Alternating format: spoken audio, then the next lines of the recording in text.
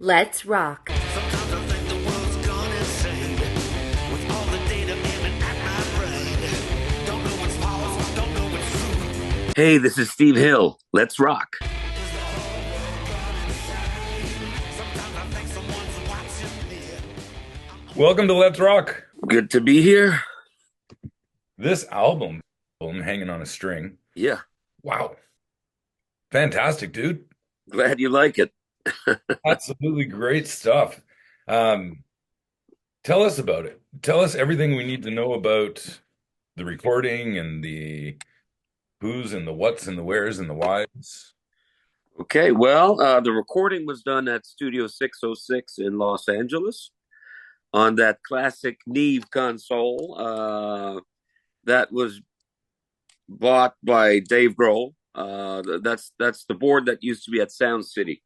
So that's the board that they recorded Nevermind on, Appetite for Destruction, Tom Petty's Damn the Torpedoes, Fleetwood Mac. You know, it's a classic board.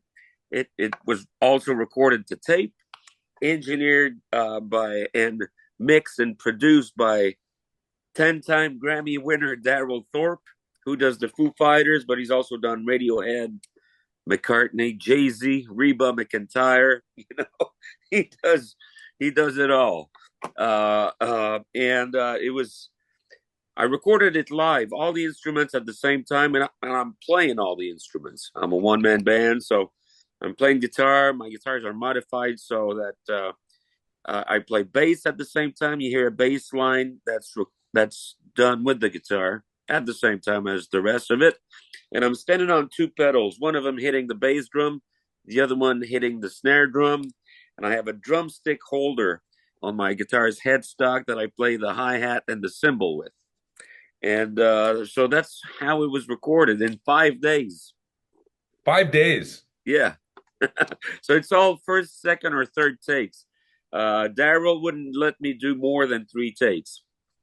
I guess you lose the magic when you start recording more takes, right? Well, you can, and you know, like I was really prepared. I tried to do it in August of 2023, but I had a car accident after landing in LA. Like 20 minutes after I landed, a car ran on a red light straight into us, and I had rib injuries. And I tried to record, but after 2 days, they decided to postpone the recording. You know, so that gave me an extra 3 months and broken ribs, but an extra 3 months to get ready for the recording. So it was all in all 6 months of writing and rehearsing to be able to record live in the studio there. You're okay now, though, right? The ribs are Yeah, all. yeah, yeah. Yeah, it took a while though. I had to cancel a Scandinavian and Europe tour, and it hurt for a long time, but now it's fine, completely healed. It took about a year. It's crazy, hey? Broken ribs. Yeah. Yeah, it's nasty. Um, okay, so you realize that you're pissing a lot of people off, right? By doing all this stuff at the same time. Most people can't do one thing at this What you mean, time. drummers that I don't hire anymore, and bass players that I don't hire? Also, just musicians like me who have trouble just playing the guitar, much less anything else, you know? So where did this idea come from, this one-man band? Well, I've been doing this for a long time. I'm 50, and I started playing clubs when I was 16. I turned pro when I was 18, so I was a guitar player, singer songwriter, and I had a band playing with me. And about I don't know, 12 or 13 years ago, I bought a studio, and what I did not know is that nobody was renting the studio. So I had these bills every month. The mortgage was huge, and I couldn't pay for it all, you know, with the gigs I had with the band. And so I told my agent at the time, you know, book me some solo gigs. And I gave him a list of small clubs that I used to play at, you know, and I told him, book me in these places. And so I started doing these solo shows on the side, and I had a studio that nobody booked. So it was available. So, and I couldn't hire a band. I didn't have the budget for that, you know. So, I decided to do a solo thing, you know, live in the studio just by myself. At first, it was really basic. It was just guitar, vocals, and yeah, I had foot stomp. Eventually, I got a kick drum, so I had that on a few songs, and then I got a hi hat, and that's when I started having the 2 feet together. And that album ended up being Solo Recordings Volume One, which outsold everything that I had done before and since. Got a Juno nomination, won in Memphis at the International Blues Challenge, and it really gave a boost to my career, to my waning career at the time, you know. And then I did Solo Recordings Volume Two. This one won the Juno, and I was touring a lot, you know. And then I did Volume Three. It opened up a lot of doors for me in Europe and in Germany and the UK, and you know, like so, it started very you know, just guitar, vocals, bass, drum, and then I just kept adding stuff. And I never would have thought I'd do it for that long. You know, I thought I'd do it for about a year, pay off the credit card, you know, and the debts, you know. But here I am, 13 years later, still doing it and doing stuff with it that I never thought would have been possible. So it's just one step at a time, you know, and hard work and a lot of gigs. How hard is that on the body doing a full gig with? Oh, it is. It's very hard, but at the same time, it keeps me in shape. You know, because it's not just playing music; it's sports. You know, Absolutely. I mean, you're constantly moving, right? yeah, You yeah, can't stand still. yeah. No, I'm doing it standing up. So Holy shit. That's insane. Now, yeah, I'm standing on my heels for like 2 hours a night when yeah, I'm doing a show. that can't be good for the feet. No, but you know, like the body gets used to it. I'm used to it by now. You know, the feet hurt, but you know, it when you're 50 years old, you know, there's a lot of parts of your body that hurt. You know that. So Oh, I hear you. It was tough getting out of bed this morning. Um, where did all this guitar stuff start? I mean, who is your okay, well, first of all, for anyone who might not know who you are, you're super bluesy. I love your blues sound, like dirty, nasty sound, and in a good way, obviously.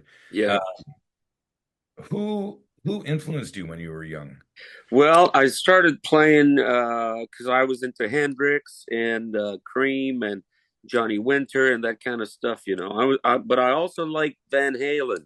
So I was always, you know, like n- a little too rock for the blues crowd and a bit too blues for the hardcore rock crowd. You know, I'm right in the middle. On some of my earlier records, it was more of a blues thing. This one is, it's bluesy for sure, you know, but it rocks too, you know. But you know, I listen to so many stuff. I'm as much into Robert Johnson as I'm into Judas Priest. So that pretty much says it all, you know. It pretty much does say it. I just saw Judas Priest about a month ago. Ah, man, I was in LA. I wanted to see them. Yeah, I was gonna say that this was a question I was gonna say for later, but I'll do it now. Your vocals also are very bluesy, and I hear everything from kind of SRV to Bonamassa to like James Hetfield in there, right? Like I, you're all I over. can I can deal with that. There's absolutely nothing wrong with that. I mean, No. um, and I'm glad you mentioned the Van Halen thing. As you can see behind me, I'm a big Yeah. Van Halen. Yeah. Um, and in your song, "Show Ya" on the new, Yeah. uh, I mentioned Van Halen. The did first you? line of the song is I heard my first Van Halen record when I was 6 years old. I Right. might have been 8 or 9, you know, but when I saw the video to Jump, I just, it knocked me out. I was so much into that, and I wanted to buy the album, but my mom wouldn't let me buy it because it had a babe, an angel Welcome, baby. smoking a cigarette. So I bought the 45 instead, you know. And the story is about this kid who starts, playing air guitar, and then he moves to a tennis racket, a hockey stick, and then he learns how to play when he's 13. He plays clubs at 16. He gets screwed by the record man, and the end of the song is the guy's still touring, but he's touring in a beat up car, you know, and it's my whole story. It's all true. How I many? tour in a beat up Dodge Grand Caravan. And I Oh, yeah. started when I was 13. I used to do air guitar, the whole thing, man. It's my story, you know. How many? Well, okay, first of all, thanks for mentioning the Van Halen thing because I always try to mention Eddie in every interview I do. And it's nice that you did it first. But yeah, how many musicians have been screwed by the business, eh? Well, how many have not been screwed by the business? Easier to count. Yeah, So that story in Shoya is very autobiographical then. yeah. It's my life story. That's insane. Yeah, And just so everyone knows when they get the album, when does this come out? November 1st. November 1st. Um, just so everyone knows that song is an absolute barn burner. I Thank you. love that tune, man. I was Yeah, I'm very happy with how it turned out. It really rocks. I recorded that one the same day that I recorded the track right after that, World Gone Insane. Those two tracks in the same day. And I was so excited that I couldn't sleep that night, you know. So the next day, I could only record one song. We usually do two songs a day, but I couldn't sleep. I was too excited. I was too happy that, that I really nailed these two in the same day. And these two were the hardest ones to play. It took me a long time to be able to nail them, But before I went to the studio, actually, the first time I went, when I had the accident, they decided to cancel the whole thing because I couldn't play World Gone Insane. It's a very hard track to play, as a one man band. And Shoya is it takes a lot of energy too, and I'm so happy with how it turned out.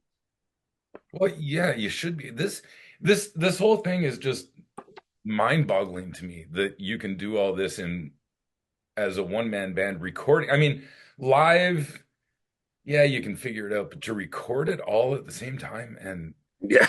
and like what are you thinking, dude? Like that's just crazy Well, stuff. in this day and age where everything is, through the computer, everything is put on the grid, everything is perfect, everything is auto tuned and all that. To me, that's what killed rock and roll. That's why you don't hear rock and roll anymore, because rock and roll is not supposed to be auto tuned. It's not supposed to be put on the grid, and it's not supposed to be perfect. It's supposed to be raw. And these we were talking about Van Halen. These early Van Halen records, they were mostly recorded live in the studio. It's the band playing live, and there's goofs on them. It's not perfect. It's not quantized, and that's what works, But then what happened is like, I guess this record company wanted these type of productions, and like 20 years ago, or everybody had to sound the same, and everybody had to be auto tuned and all that, and to me, that's what it killed rock and roll, basically. You know, my favorite albums are done, like if you listen to Bon Scott era ACDC, that's not quantized, man. that's rocking. Right, old Aerosmith too.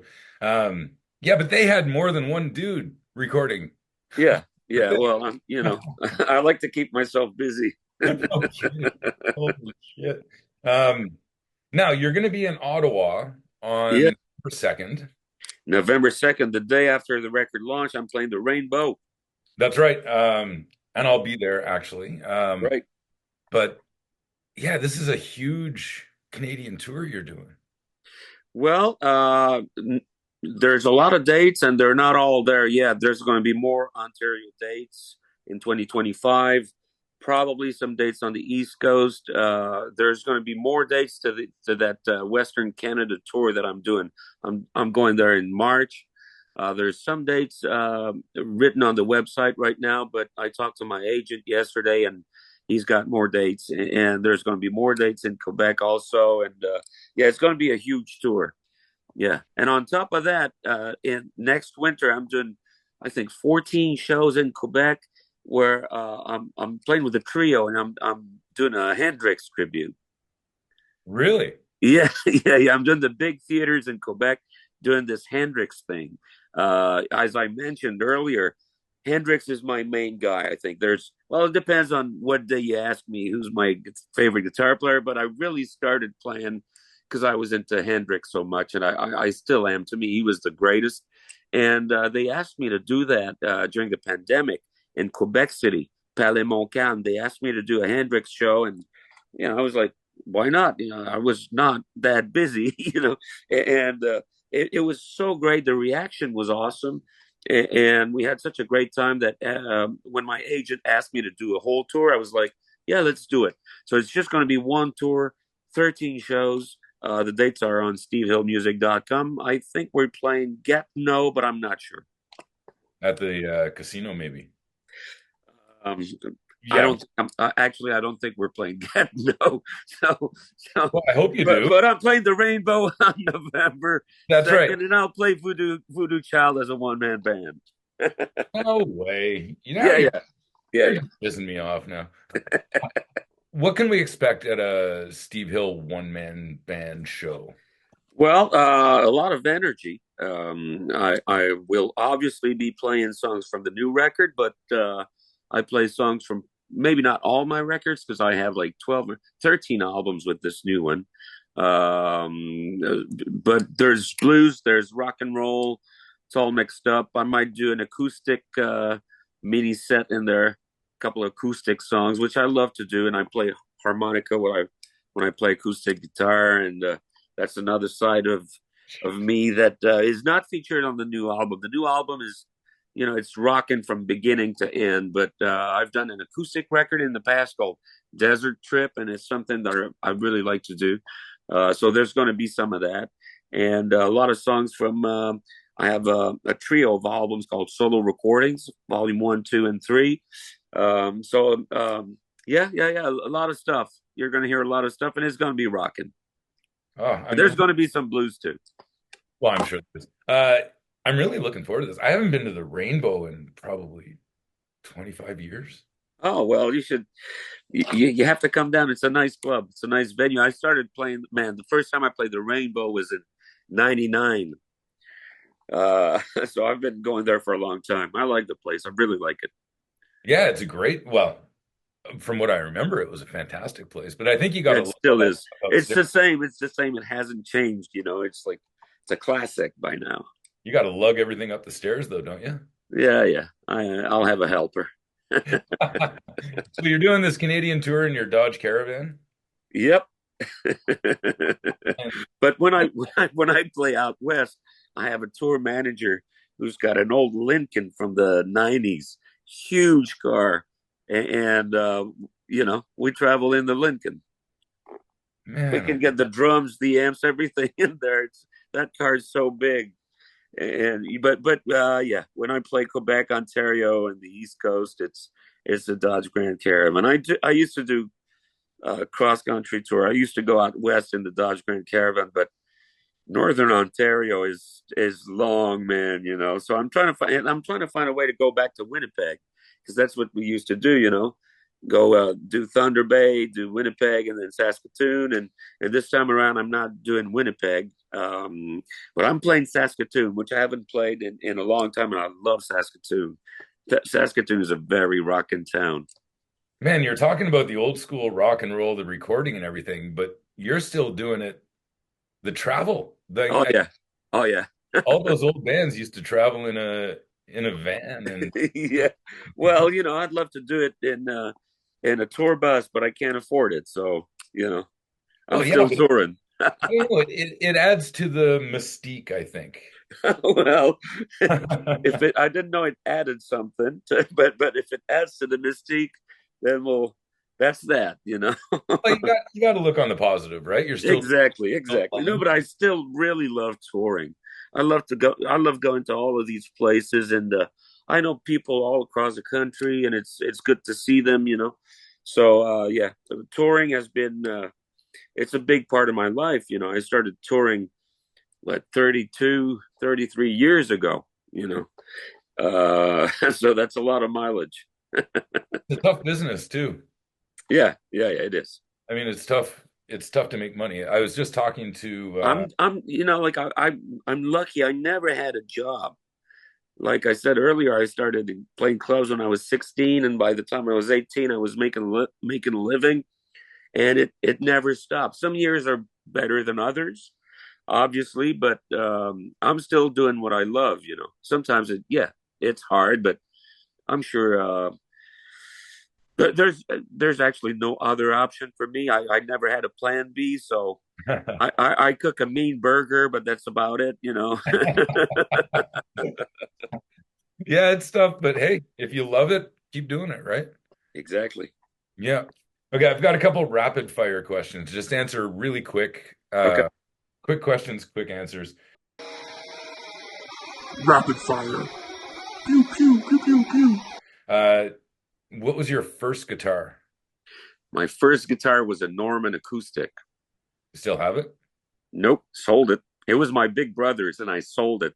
He's probably still pissed off about it. You'd like to get that one back. What do you play now on stage? And What what do did I play? you record with? I recorded. I used a bunch of. Well, I could only bring three guitars when I went to LA, and I had a Strat. I had my '59 Les Paul Junior TV model, and I had an Epiphone Flying V, Carina Flying V. It's a reissue of the '58 Carina, and I ended up using the Epiphone on half the record. It the balance is really nice. It's so light. It's incredible. And when I play as a one man band, that's something that I'm looking for. It has to be light. I couldn't play like a regular Les Paul. It's too hard. So lately I've been playing Flying V's. I got a few more Flying V's, Carina V's, and that's what I've been playing lately. Yeah. Okay, nice. And I also saw that Van Halen guitar on your wall. I had Yeah, yeah. Well, it's just a geek thing, whenever I'm into Eddie and I want to do some shredding at home, I have one. I don't bring it on the road. It's not something that I use live, but I have it. no. I've been doing a lot of interviews recently with Canadian artists. I've talked to, Kim Mitchell, David Wilcox. You got a very similar kind of guitar sound to Wilcox, that dirty. Well, thanks. Yeah, I love He's a good slide player. Oh yeah. Sure. Who else? Like all these bands, Honeymoon Suite, Pursuit of Happiness. Who are your favorite Canadian artists? Rush. Okay. I'm crazy about Rush. And when I started playing, before I played guitar, I played keyboards. And I met these guys that when I was like 11 or 12, and one of them had a guitar, the other one had a drum kit, and I didn't even think it was possible to have musical instruments in my hometown. I didn't know they had electric guitars in my hometown when I was a kid. And they were listening to Rush, and that's like it really grabbed my attention. I was into Rush for a while, and then I moved to other types of music, like when I really got into Hendrix and then into blues. But lately in the last year, I've been getting into Rush again. Actually, right around the time that I was recording the album, that's all I was listening to. And mostly the stuff from the late '70s. I love that stuff. And lately, I've been listening to the Tragically Hip a lot. There's Mhm. this new documentary on them, and so I started listening to them again. I had for about a week. I had Ahead by a Century in my head nonstop at night. Wake up in the morning, had that song. So I really love that band. I liked them. I was a big fan when they started. I had the tape when the first real album. They had an EP, and then I think it was called Up to Here. Yep, It came out when I was 15, and I'd listened to that a lot. Then Road Apples, also huge fan of the band. they're great. Yeah. Fantastic. That's an amazing documentary as well. Oh, it is. It is. I opened for them in 20, 2007, I think. Yeah, 2007. And I was blown away. For the only time I saw them live, and they were such a great band. Live, it was incredible. Such a great front man. Oh, absolutely. I chatted with Paul Langlois a couple times, and he might be the most down to earth rock He star. seems to be, eh? Yeah, He, yeah. he's just such a, I think the whole band, that's kind of what made them so special to Canadians, Uh-huh. Yep, was they were just so, they could be your neighbor. exactly. They were real, Absolutely. All right, I have to ask this because you did mention hockey sticks before. So, I'm in Ottawa, um, and I'm a little pissed off that the Canadians beat the Sens the other day. But are you a hockey fan? And No. you're not a hockey fan. Okay. But you just I use used to be when I was a kid, and then I started playing guitar, and nothing else mattered. Oh, really, Ed?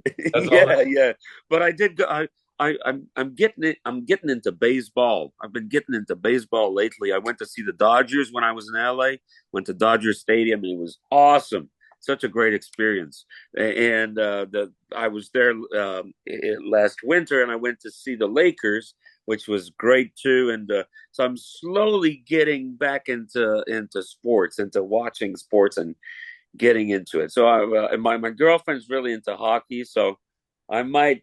And the Habs seem to be doing good this year, because Montrealers got our heart broken many times in the last 30 years with the Habs, Yeah. so All right. I'll ask you two more rapid fire questions, and then I'll let you go get to it. First concert you ever saw? Jeff Healey band. Oh, what a great guitar player he was. Oh man, I was so much into Jeff Healey. One of the big reasons why I started playing, because the guy had something completely different. Obviously, he was Canadian and he was young. It was, man, when See the Light came out, and I remember seeing the video on Much Music before the album came out, and I was blown away. And when the album came out, that was all I could listen to, and I had just started playing, So Jeff Healey, then the Cult. I saw the Sonic Temple tour, so that was my first arena show. Nice. I saw that tour as well, I think, with Bon Am. I think Lenny Kravitz opened for him. Oh, that's the tour after. The tour Oh, I saw, they had Bunham, Jason Bunham's band at the time opening. okay. I saw the Lenny Kravitz tour, whatever that one was. Yeah, they were a great band too. Okay, so that's a good one, but the best concert you ever saw? Best concert I ever saw. That's a tough one, man. My favorite live band is Judas Priest. To me, they're the band that sound the best live. Those songs are made to be played in an arena, So I'm a huge Priest fan. The Who, I've seen The Who twice. I've seen them in '95. They did Quadrophenia, the whole album. That Nice. was incredible, totally incredible. That might have been the best show I ever saw. Okay. So let's recap this. New album, Hanging on a String, out November 1st. Tour Yep. starts, I've got it written down as October 24th is the first show of your tour. Well, the tour started actually a couple of weeks ago because the album was supposed to come out in September. So, Got it. but you can say that the tour starts November 2nd at the Rainbow in Ottawa. There you go. I looked at your website and the first show listed was October 24th. So Okay. yeah, November 2nd in Ottawa. Looking forward to it. This is going to be fantastic. And this is a great album, by the way. Like, Thank you so much. this is an excellent album. Um, so I'm really looking forward to it. And thanks so much for this. Really appreciate it. Thanks And again. pick up that Van Halen guitar and do some ripping. I will.